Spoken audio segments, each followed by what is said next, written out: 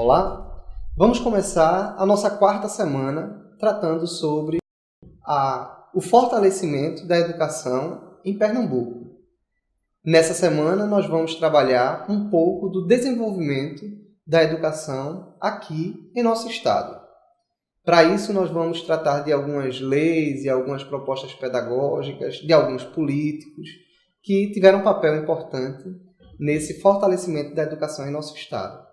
E por entendermos que, historicamente, nada cai do céu simplesmente, nós vamos nos ater ao século XX, mas vamos voltar um pouco ainda no século XIX e percebermos alguns elementos importantes para a história da educação aqui em nosso estado. Para começar, nós queremos falar da Faculdade de Direito de Pernambuco. Se vocês lembram da nossa primeira competência, quando tratamos da chegada da família real aqui no Brasil, no século XIX, muitas mudanças foram efetivadas, foram executadas. Entre elas, o incentivo ao ensino superior. E em 1827, já com a proclamação da independência e o período imperial, Dom Pedro I autoriza a abertura do curso de Direito aqui em Pernambuco, mais precisamente, na época, em Olinda, no Mosteiro de São Bento, e depois vem para o Recife, para a Rua do Hospício, até que finalmente ocupa o espaço que hoje é lá na Rua Princesa Isabel, no centro da cidade, da Faculdade de Direito do Recife. Mas a existência dessa faculdade ela é significativa para o nosso estado, na composição de um quadro intelectual ainda no século XIX. É um sinal também da importância do Estado, na então província de Pernambuco, a receber em seu solo a instalação de um curso superior na área de Direito. E vários intelectuais em nossa história foram alunos dessa universidade, desse curso superior. Hoje, a Faculdade de Direito está vinculada, faz parte da Universidade Federal de Pernambuco, mas é um dos primeiros cursos que nós temos no Brasil superior.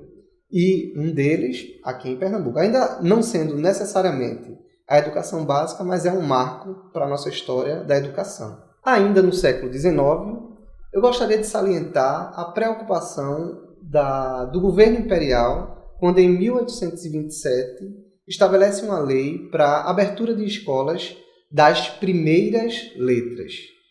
Mesmo tendo uma lei, a primeira lei relacionada à educação, de um governo, digamos, brasileiro, já que nós já estávamos vivendo no período de independência, ela não foi implementada efetivamente.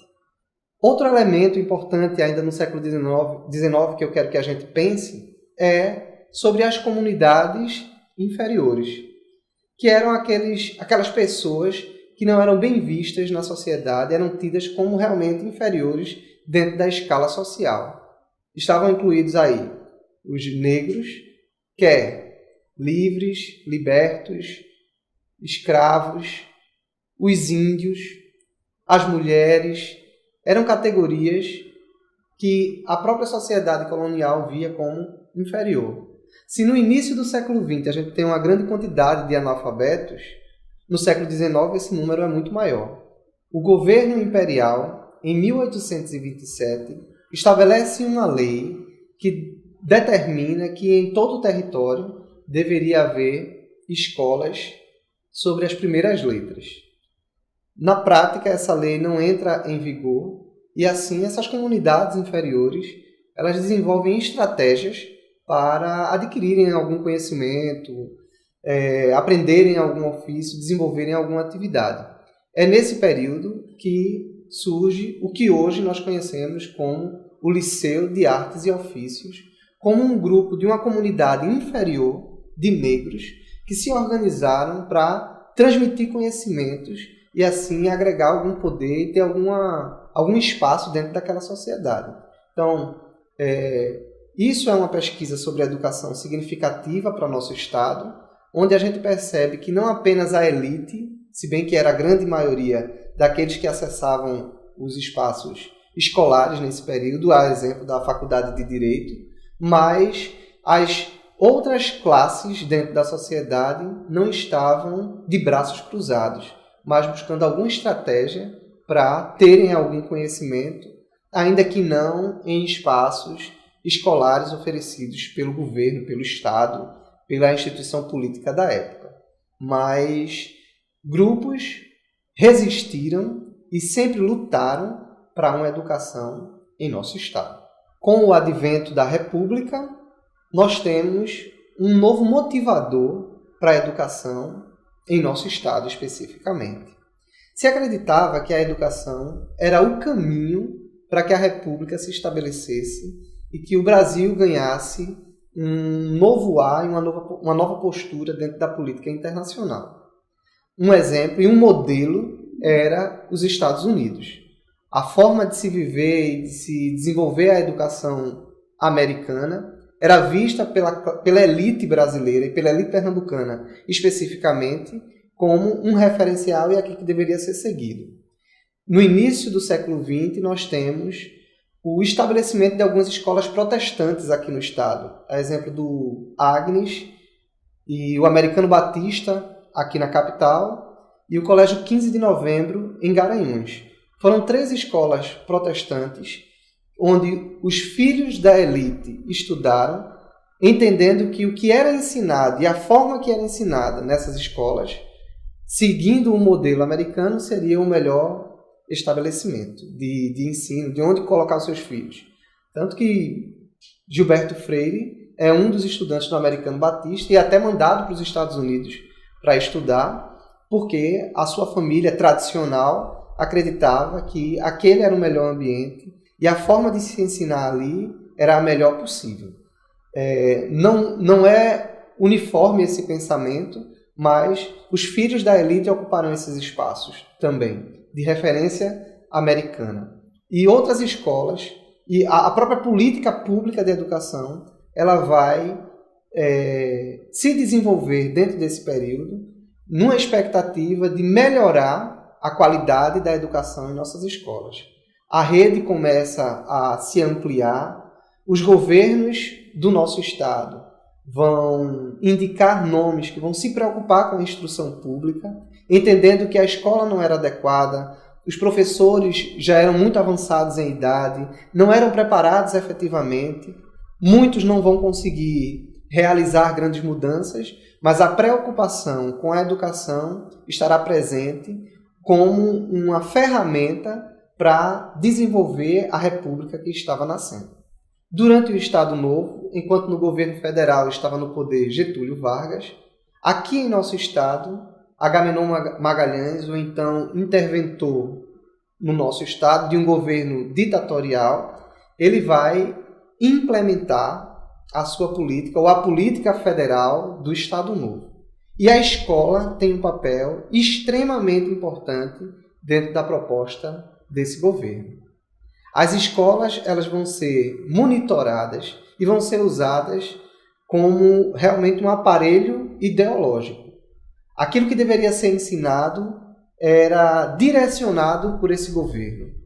A pátria, a família e Deus eram os elementos principais dessa educação. E os encontros com os professores semanais, estudos pedagógicos que eram desenvolvidos, tudo com o fim de direcionar a educação para fortalecer o governo ditatorial do Estado Novo. E os professores e aqueles que tentassem resistir ou fossem contrários a essa política, eles eram perseguidos, exonerados. Então a gente percebe que a educação, nesse período, ela realmente é como uma arma de controle pelo governo, pelo Estado, tentando ao máximo possível não apenas controlar aqueles que estavam trabalhando, mas ensinar uma forma de pensar e uma forma de ver. Então é interessante a gente pensar a quem está servindo o formato de educação e de escola que nós temos. A exemplo do Estado Novo, quando era uma ferramenta de controle.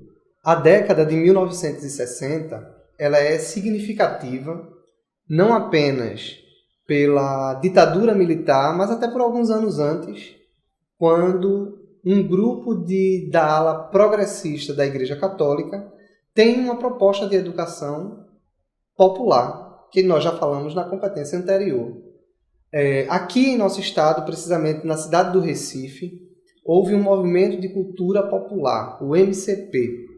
Entre os intelectuais desse período, um nome que se destaca é de Paulo Freire, com um processo de alfabetização, principalmente de jovens e adultos. Tido como um movimento de esquerda pelo governo militar, antes ainda do governo militar se instaurar, esse movimento de cultura popular, ele se estabelece aqui na capital e depois, quando Miguel Arraes, na época ele era primeiro prefeito, mas quando ele foi eleito governador, ele consegue ampliar essa política. E aí a gente pensando em Paulo Freire, a preocupação dele era que fosse uma educação política também, uma educação libertadora que conscientizasse o estudante e não apenas usando, a exemplo das cartilhas de alfabetização, tratando de elementos que não faziam parte da cultura, mas no processo de educação, no processo de alfabetização de Paulo Freire, é feito primeiro um estudo da comunidade em que aquela turma se localiza, quais são as palavras que eles mais usam, e assim fazer uso do próprio conhecimento do estudante no momento da aula e gerando um conhecimento político e de intervenção dele, não apenas como conhecimento do conteúdo do livro, mas para a sua vida e para a sua atuação. Um exemplo da primeira cartilha do movimento cultural, do movimento de cultura popular é: o voto é do povo. Veja que tema para uma cartilha de primeiras aulas, de primeiras palavras para uma comunidade. Não apenas se estabelece o conhecimento, mas também o conhecimento escolar, mas também o conhecimento político. Com a chegada da ditadura, esse movimento inteiro aqui em nosso estado, ele é interrompido. Miguel Arraes é exilado, até que ele volta já na redemocratização do nosso país e continua fazendo uma política de educação inclusiva e vivendo também um período que todo o país vivia da universalização da educação, principalmente do ensino fundamental, onde o número de matrículas cresce de forma significativa, não diferente, isso acontece aqui em nosso estado, e ele organiza a estrutura da educação no nosso estado, enquanto secretaria e outros órgãos que se desenvolvem aqui no estado de Pernambuco. Mas sempre numa perspectiva onde a educação tivesse que alcançar o maior número possível de pessoas, principalmente nessa busca da universalização da educação em nosso país e no nosso estado. Assim nós chegamos ao fim desta semana, onde nós vimos um pouco em rápidos momentos a história da educação em Pernambuco. É significativo percebermos e compararmos que a quantidade de escolas que nós temos hoje, a preocupação em que nossos filhos, sobrinhos, vizinhos estudem, ela é significativa, o que era diferente lá no século XIX. Até o alcance da educação era muito menor. O número de analfabetos que nós temos hoje, que ainda temos, mas é bem menor diante do efetivo investimento, que ainda não é o melhor, nós ainda esperamos mais. Não à toa nós temos o Plano Nacional de Educação e um Plano Estadual de Educação com metas que se joga para frente na expectativa de termos uma educação de qualidade que atinja o maior número de pessoas possível. Sugerimos que vocês continuem estudando e conhecendo um pouco mais da história da educação em Pernambuco. Até logo!